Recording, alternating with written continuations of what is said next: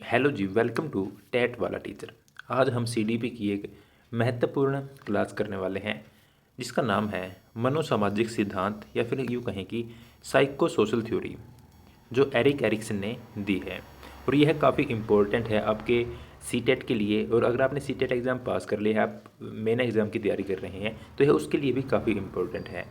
Erik Erikson काफ़ी एक अच्छे प्रसिद्ध मनोवैज्ञानिक हैं और इनकी जो थ्योरी है, यहाँ से 1 से 2 क्वेश्चन हर बार बनते हैं। तो इसको काफ़ी ध्यान से हम करने वाले हैं और काफ़ी अच्छे से, काफ़ी आसानी से आपको यह समझ में आ जाएगी।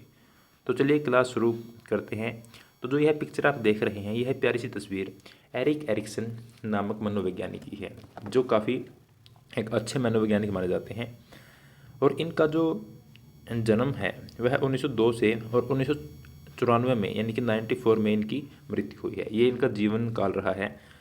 ऐसा लोग पूछ लेते हैं कि बताओ एरिक एरिक्सन की थ्योरी कब दी गई थी। तो वैसे प्रॉपर कोई डेट नहीं होती थ्योरी देने की, लेकिन इनकी एक बुक आई थी चाइल्डहुड एंड सोसाइटी, जो 1950 में प्रकाशित हुई थी। तो ऐसा ही इस बुक से ही इस थ्योरी को जोड़ते हैं। 1950 में यह बुक आई थी और ये एक जर्मन अमेरिकन साइकोलॉजिस्ट थे। ठीक है, इनके बारे में इतनी सी बातें हमने जान ली हैं। अभी थ्योरी के बारे में बात कर लेते हैं। साइको सोशल, साइको को यहाँ पर मन के लिए इस्तेमाल किया गया है और सोशल समाज के लिए। तो मन और समाज दोनों से जुड़ी हुई यह थ्योरी है। और जो साइकोलॉजिस्ट हैं ये सिगमंड फ्राइड से प्रभावित थे, क्योंकि उनकी भी थ्योरी साइको सोशल पे ही थी। हमने क्लास भी की थी इससे, इसी प्लेलिस्ट में क्लास है उनकी, 1-2 क्लास ऊपर मिल जाएगी। तो जो सिगमंड फ्राइड थे उनसे ये प्रभावित थे, लेकिन इन्होंने सामाजिक पक्ष को महत्व दिया है। जो सिगमंड फ्राइड थे उन्होंने सेक्सुअल पार्ट को, लिबिडो को अधिक महत्व दिया था। उनकी थ्योरी में लिबिडो की बात बहुत ज़्यादा की गई है, सेक्सुअल पार्ट की बात की गई है, लेकिन इन्होंने उसके स्थान में समाज को महत्व दिया है। ठीक है, और इनकी थ्योरी में आइडेंटिटी क्राइसिस के बारे में भी काफ़ी अच्छे से बात की गई है। जो बच्चे की 12 से 18 वर्ष की एज होती है, उसमें जो उसके पहचान के संकट होते हैं किशोर अवस्था में, उस पर काफ़ी अच्छे से बात की गई है। और इमोशंस को भी ये काफ़ी महत्व देते हैं। ठीक है, चलिए, एरिक एरिक्सन की थ्योरी में कुल 8 स्टेजेस दी गई हैं। ठीक है, 8 स्टेजेज हैं जो उनके लिए एक छोटी सी ट्रिक भी बनाई गई है, जिससे आपको इनके नेम याद रह सकें। TAI, आई की पावर 3, IGE। ठीक है, जो ये आई है, यानी कि 3 यहाँ पर आई हैं एक साथ में। ठीक है, TAI IGE। और जो मोस्ट इम्पोर्टेंट है वह ये वाला पार्ट ही है, यानी कि TAI इसका क्यूब। यानी कि ये वाले पार्ट से पहले क्वेश्चन अच्छे से आए हैं। जो अगले वाला पार्ट है उसको भी करेंगे, ऐसा नहीं है कि इसको छोड़ देंगे, उसको भी करेंगे, क्या पता क्वेश्चन वहाँ से बन जाए। ठीक है, तो चलिए जो पहला स्टेज है उसकी बात कर लेते हैं। टी से ट्रस्ट वर्सेज मिसट्रस्ट, यानी कि विश्वास बनाम अविश्वास। यह स्टेज जन्म से 18 माह तक होती है, यानी कि जन्म से 1.5 वर्ष तक की यह स्टेज होती है। इसमें बच्चा इन्फेंसी की स्टेज में होता है, यानी कि शिशु अवस्था में बच्चा इस समय में होता है। अगर इस एज में बच्चे को अच्छा प्यार मिलता है, पेरेंट्स से केयर मिलती है, बच्चे की अच्छे से फीडिंग की जाती है, तो बच्चे में ट्रस्ट डेवलप होगा। और अगर बच्चे को लव सिक्योरिटी नहीं मिलती है, तो बच्चे में मिसट्रस्ट डेवलप होगा, यानी कि 2 में से एक चीज़ डेवलप होनी है। ठीक है, और इस स्टेज में एक्टिविटी, गतिविधि क्या होगी? गतिविधि होगी बच्चे की फीडिंग। और यहाँ से वर्च्यू यानी कि गुण क्या होगा? बच्चे में होप डेवलप होगी। ठीक है, अब बात कर लेते हैं दूसरी स्टेज की, जो ए से अब क्या होगा? ए से होगा ऑटोनोमी वर्सेस सेम और डाउट। यह 18 माह से 3 वर्ष तक की स्टेज होती है। ठीक है, यानी कि स्वायत्ता बनाम शर्म या संदेह है। इसे अर्ली चाइल्डहुड भी कहते हैं। और इस जो यह स्टेज है, इस स्टेज में बच्चे की टॉयलेट ट्रेनिंग की जाती है। अगर बच्चे की टॉयलेट ट्रेनिंग अच्छे से की जाती है तो वह पेरेंट्स के साथ घुल मिल जाता है अच्छे से, वरना उसमें शर्म या फिर संदेह की भावना उत्पन्न हो जाती है, जो पूरी ज़िंदगी उसमें आगे चल के रहती है। ठीक है, और इसमें एक्टिविटी क्या होगी? इसमें एक्टिविटी होगी बच्चे की टॉयलेट ट्रेनिंग। और बच्चे में वर्च्यू क्या होगी? बच्चे में गुण क्या होगा? विल पावर, इच्छा शक्ति बच्चे में डेवलप हो जाएगी। ठीक है, इसके बाद हम 8 के 8 स्टेजेस को रिवाइज भी करेंगे। पहले इनको अच्छे से जान लेते हैं। जो TAI से क्या होगा स्टेज नंबर 3 में, इनिशिएटिव वर्सेस गिल्ट, और यह 3 से 5 वर्ष की अवस्था होती है। इनिशिएटिव वर्सेस गिल्ट यानी कि पहल करना बनाम संदेह करना, दो में से एक चीज़ डेवलप होगी बच्चे में, और यह प्ले एज होती है, यह बच्चे की प्ले एज होती है। अगर बच्चे को खेलने में, मिट्टी में खेलने में, छोटे मोटे काम करने में बच्चे को पहल करने दी जाए तो बच्चे में लाइफ में पर्पज जाग जाएगा। अगर उसको रोक दिया जाए तो फिर बच्चे में गिल्ट रहेगा, जो बच्चे में आने वाले समय में भी गिल्ट की भावना बढ़ती ही जाएगी, वरना बच्चे में इनिशिएटिव डेवलप हो जाएगा, बच्चे में लाइफ को लेकर जो पर्पज है वह जाग जाएगा। इसमें टास्क एक्टिविटी क्या होगी, एक्सप्लोर करना या फिर प्ले, और वर्च्यू क्या होगा, पर्पज। ठीक है। इसके बाद जो फोर्थ स्टेज है आई, जो आई की हमने आई की पावर 3 थी, तो उसमें से आई इंडस्ट्री वर्सेस इन्फेरियोरिटी, यह 5 से 12 वर्ष तक की स्टेज होती है, एज होती है, यानी कि इंडस्ट्री को यहाँ पर मेहनत के लिए इस्तेमाल किया गया है। ठीक है। मेहनत बनाम हीनता, यह बच्चे की स्कूल एज भी होती है, और चीज़ों को, कामों को करने के लिए बच्चे में पॉजिटिव कॉम्पिटेंस आएगा, यानी कि compete करने की भावना आएगी बच्चे में, लेकिन पॉजिटिव तरीके से। अगर यह नहीं आए तो फिर बच्चा खुद को प्रूव करना, बच्चा खुद को कम ही आंकता रहेगा।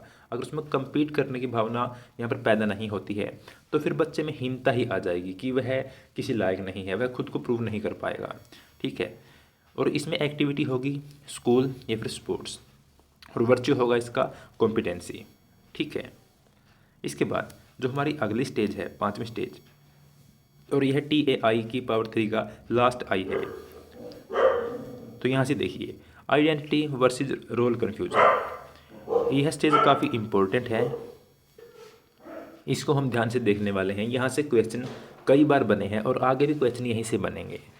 तो यह जो स्टेज है, पहचान बनाम मैं कौन हूँ वाली बात हो जाती है, यानी कि आइडेंटिटी वर्सेस रोल कन्फ्यूजन। बच्चे को पता ही नहीं होता कि मेरा रोल क्या है, मैं कौन हूँ, और यह 12 से 18 वर्ष की आयु होती है। और यह बच्चे में नहीं, यह आप भी इस दौर से होकर गुजरे हैं, हर इंसान इस दौर से होकर गुजरता है, तो आप इससे रिलेट भी अच्छी प्रकार से कर पाएंगे। किशोर अवस्था की यह आयु होती है। आइडेंटिटी क्राइसिस यानी कि पहचान के संकट इसमें आते हैं, और आगे का जीवन बेहतर जीने के लिए यह एक अच्छी स्टेज होती है। अगर बच्चे को खुद के बारे में पता चल गया कि वह किन चीज़ों को पसंद करता है, किन चीज़ों को नापसंद करता है, उसे सच बोलना पसंद है, उसे मेहनत का रास्ता पसंद है, उसे किस प्रकार के लोग पसंद हैं, अगर उसको ये सारी बातें उसकी सॉल्व हो जाएं तो उसकी आने वाली लाइफ भी काफ़ी अच्छे से चलेगी, प्रॉपर तरीके से चलेगी। अगर उसको खुद के बारे में ही पहचान में संकट है कि वह किस तरह के लोगों को पसंद करता है, अगर वह किसी से पहले उसको पसंद कर रहा है, फिर उसको नापसंद कर रहा है, फिर पसंद कर रहा है, यानी कि उसको पहचान के संकट हैं, वह खुद के लाइक्स और डिसलाइक्स भी नहीं जानता है। तो एडोलसेंस में जब बच्चा खुद को नहीं समझ पाता तो सोशल एडजस्टमेंट में उसको दिक्कत होती है, और खुद के स्वभाव के अनुसार सामाजिक सामंजस्य वह नहीं बिठा पाता। और यह काफ़ी इम्पोर्टेंट स्टेज है उसके फ्यूचर के लिए, आने वाले समय के लिए। और इसमें एक्टिविटी क्या होगी, इसमें एक्टिविटी होगी सोशल रिलेशनशिप, और वर्च्यू क्या होगा, वर्च्यू होगा इसमें फिडेलिटी यानी कि निष्ठा की भावना। ठीक है। इसके बाद जो अगली स्टेज है, अगले 3 स्टेज से क्वेश्चन कम आते हैं लेकिन इम्पोर्टेंट उतने ही हैं। देखिए, इंटीमेसी वर्सेस आइसोलेशन, यह 18 से 40 वर्ष तक की आयु होती है। इसमें या तो अब बच्चा वयस्क हो चुका है, या तो वह समाज में रहकर अच्छे से सामंजस्य बनाएगा, या फिर वह आइसोलेशन की तरफ चला जाएगा, यानी कि अकेले की तरफ वह चला जाएगा। इसमें एक तो यह अडल्टहुड में आ गया, वयस्क अवस्था हो गई, इसमें शादी भी हो जाती है और इसमें रिलेशनशिप भी हो जाती हैं। ठीक है। इसमें या तो व्यक्ति जुड़ जाएगा या फिर वह आइसोलेट हो जाएगा। टास्क एक्टिविटी क्या है, रिलेशनशिप, और वर्च्यू क्या है, लव। ठीक है। उसमें प्रेम की भावना जागृत हो जाएगी। अगर उसमें अच्छे से प्रेम की भावना जागृत हो जाती है तो वह समाज में काफ़ी अच्छे से संबंध बना पाएगा, वरना वह आइसोलेशन की तरफ ही चला जाएगा। जो अगली स्टेज है, 7th स्टेज, यह है जनरेटिविटी वर्सेस स्टैग्नेशन। यह 40 से 65 वर्ष की आयु होती है, यानी कि जनन क्षमता बनाम स्थिरता। इसमें क्या होगा, इसमें एक तो व्यक्ति काम कर रहा होगा और अब उसके बच्चे भी बड़े हो रहे होंगे, यानी कि वह पेरेंटिंग अच्छे से अगर हो रही है, अगर कर रहा है, कर पा रहा है, तो वह जनरेटिंग महसूस करेंगे कि मैं किसी काम का हूँ। अदरवाइज वह खुद को स्थिर या रुका हुआ सा महसूस करेंगे अगर वह अच्छे से काम भी नहीं कर पा रहा है और वह अपने बच्चों को भी अच्छे से उनकी पेरेंटिंग नहीं कर पा रहा है, पालन पोषण उनका अच्छे से नहीं कर पा रहा है, तो वह खुद को स्थिर या फिर रुका हुआ सा महसूस करेगा। यह 40 से 65 वर्ष की आयु होती है। इसमें टास्क एक्टिविटी क्या होगी? वर्क और पेरेंटहुड। और इसमें वर्च्यू क्या होगी? केयर। ठीक है। अंतिम स्टेज कौन सी है? अंतिम स्टेज है ईगो इंटीग्रिटी वर्सेज डिसपेयर। यह 65 वर्ष के बाद की आयु होती है और इस अवस्था में क्या होता है, इसमें व्यक्ति अपनी पूरी की पूरी लाइफ पर प्रकाश डालता है, यानी कि पूरी की पूरी लाइफ को वह देखता है, फ्लैशबैक में जाता है वह। अगर वह उससे सेटिस्फाई है तो वह अच्छे से चिल रहेगा, मस्त रहेगा, और नहीं तो वह खुद को खोया हुआ सा महसूस करेगा, उसका स्वभाव भी अच्छे से नहीं होगा। तो इसमें जो टास्क है, वह एक्टिविटी क्या है? वह उसकी एक्टिविटी होगी रिफ्लेक्शन ऑन लाइफ, यानी कि वह पूरी लाइफ पर प्रकाश डालने वाला है। और वर्च्यू क्या होगा? विजडम। यानी कि अगर आप किसी बुजुर्ग के पास बैठे हैं और वह अच्छे से आपको गाइड कर पा रहा है, अच्छे से उसकी लाइफ के एक्सपीरियंस बता पा रहा है, तो उसने अच्छे से लाइफ जी है, वह अपनी लाइफ से सेटिस्फाई है। अगर कोई दूसरी तरफ ऐसा व्यक्ति है जो हमेशा परेशान सा दिखाई देता है आपको, ऐसा बुजुर्ग है, तो हो सकता है कि उसने अपनी लाइफ अच्छे से नहीं जी पाया हो वह, और उसी के कारण वह खोया हुआ रहता हो। तो जो हमने 8 की 8 स्टेज अभी जानी है, हम उनको एक बार से रिवाइज कर लेते हैं। जो पहली स्टेज है हमारी ट्रस्ट वर्सेस मिसट्रस्ट, यानी कि जन्म से 18 माह तक की आयु। इसमें वर्च्यू होगी होप और इसमें टास्क एक्टिविटी होगी फीडिंग। जो दूसरी स्टेज है वह है 18 माह से लेकर 3 वर्ष तक, ऑटोनॉमी वर्सेस सेम और डाउट। इसमें वर्च्यू होगी विल और इसमें टास्क की एक्टिविटी होगी टॉयलेट ट्रेनिंग। जो तीसरी स्टेज है हमारी वह है इनिशिएटिव वर्सेस गिल्ट। 3 से 5 वर्ष की अवस्था है यह। इसमें वर्च्यू होगी पर्पज और इसमें जो हमारा टास्क है वह होगा एक्सप्लोर करना या फिर प्ले करना। ठीक है। इसके बाद जो अगली स्टेज है, स्टेज नंबर 4, यह है इंडस्ट्री वर्सेस इन्फेरिटी। इसमें 5 से 12 वर्ष की आयु के दौरान बच्चा होगा और इसमें जो टास्क है वह स्कूल होगा या फिर स्पोर्ट्स होगा, और इसमें कॉम्पिटेंसी बच्चे की वर्च्यू होगी, यानी कि गुण होगा। और जो अगली स्टेज है वह काफ़ी इंपॉर्टेंट है, वह है आइडेंटिटी वर्सेस रोल कन्फ्यूजन। यह 12 से 18 वर्ष की होती है आयु, किशोर अवस्था इसको बोलते हैं, और इसमें सोशल रिलेशनशिप हमारा टास्क होता है, और फिडेलिटी इसमें वर्च्यू होती है, गुण होती है। इसके बाद जो छठी स्टेज है वह है इंटीमेसी वर्सेस आइसोलेशन। 18 से 40 वर्ष की आयु इसमें होती है, और इसमें टास्क एक्टिविटी होती है रिलेशनशिप्स, और इसमें वर्च्यू होता है लव। इसके बाद जो 7th स्टेज है वह है जनरेटिविटी वर्सेस स्टैग्नेशन। इसमें 40 से 65 वर्ष की व्यक्ति की आयु होती है। वर्क एंड पेरेंटहुड इसमें टास्क होता है, और केयर इसमें वर्च्यू होती है। और 65 से अधिक वर्ष की जो आयु है उसमें लास्ट स्टेज होती है ईगो इंटीग्रिटी वर्सेस डिस्पेयर। इसमें टास्क होता है रिफ्लेक्शन ऑन लाइफ, और इसकी जो वर्च्यू है वह होती है विजडम। ठीक है। ये थी हमारी आज की 8 की 8 स्टेज जो हमने जान ली हैं, जो साइको सोशल थ्योरी थी एरिक एरिक्सन की। ठीक है। और इसका एजुकेशनल इम्प्लीकेशन क्या होगा, शिक्षा में इसका क्या प्रयोग कर सकते हैं?